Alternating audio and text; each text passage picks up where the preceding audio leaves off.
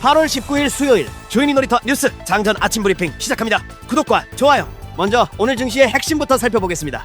미국과 이란의 휴전기한 종료 이후 중동 긴장감 확대, 미국 국채금리 급등으로 인플레이션과 금리 부담감 확대, 금리 상승세 자금 조달 비용 부담감을 느낀 미국 반도체 섹터 및 성장주 급락, 이 세 가지를 중심으로 오늘 시장 흐름을 살펴봅시다. 먼저 미국 증시입니다. 간밤에 미 증시는 나스닥 마이너스 1.12%로 기술주를 중심으로 하락 마감한 모습이었습니다. 먼저 이번 미 증시의 경우엔 미국과 이란의 60일 휴전 기한이 종료된 가운데 트럼프는 연장 의사가 없다는 입장을 밝혔고, 이란 역시 외교적 협상이 실패할 경우 공격적인 군사 행동에 나설 수 있다 경고하면서 중동 리스크가 다시 부각, 그 영향으로 국제 유가 반등에 인플레이션 우려가 다시 커지면서 미국 장기 국채금리 역시 19년 만에 최고 수준까지 상승했습니다. 결국 이러한 금리 상승에 대규모 투자가 필요한 AI 기업들의 자금 조달 비용 부담과 성장주의 밸류에이션 부담을 동시에 키웠고, 향후 AI 투자가 둔화될 수도 있겠다는 우려감까지 더해지면서 반도체와 광통신을 중심으로 기술주 전반이 큰 폭으로 하락 마감한 모습이었습니다. 전 거래일 한국시장 복귀입니다. 전 거래일 우리 증시는 하락하며 마감했습니다.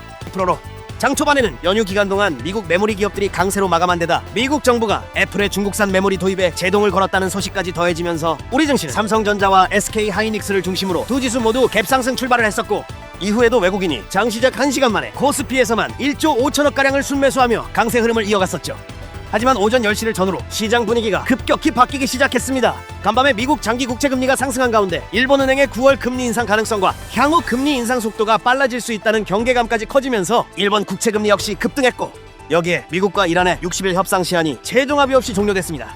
협상기한 연장 가능성을 묻는 질문에 트럼프는 연장하지 않겠다는 입장을 보였고, 이란 역시 외교 교착이 이어질 경우 군사 행동을 확대할 수 있다고 경고하면서 호르무즈 정상화에 대한 기대감이 함께 후퇴한 모습이었죠.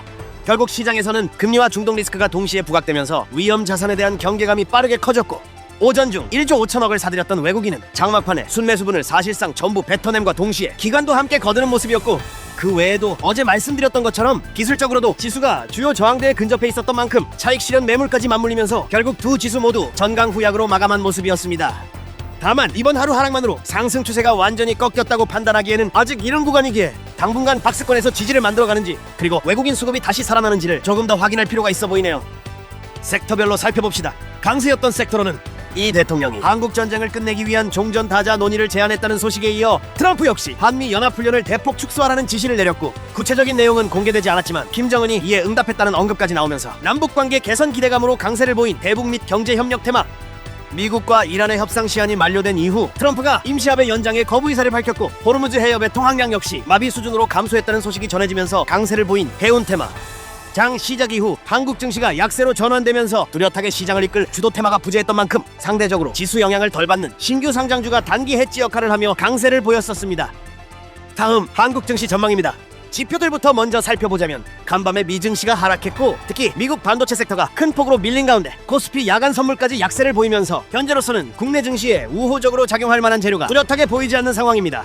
특히 반도체 sek터 안에서도 마이크론을 비롯한 메모리 기업들의 낙폭이 상대적으로 컸었고, 전일 NXT 시장에서도 반도체 대형주들이 정규장보다 낙폭을 확대했던 만큼 오늘 우리 증시는 시초가부터 대형주를 중심으로 매물이 출회되며 큰 폭의 개파락과 함께 코스피는 6,650포인트 부근에서 출발할 가능성이 높아 보이네요.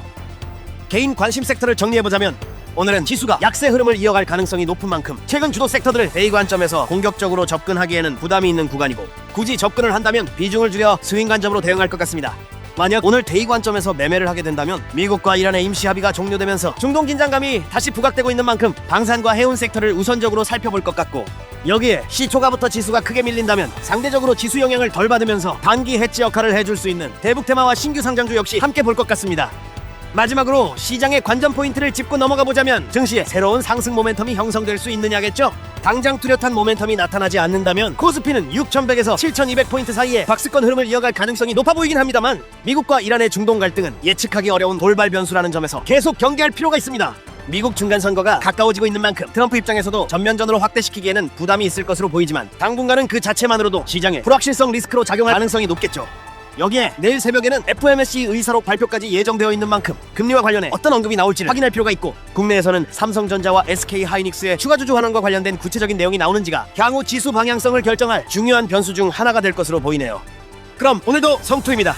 매일 아침 브리핑을 보고 싶다면 구독과 좋아요